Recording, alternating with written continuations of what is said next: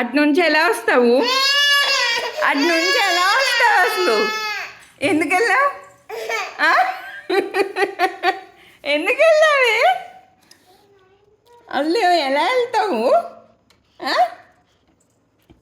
అటు నుంచి ఎలా వస్తావు అసలు? ఎక్కడికి?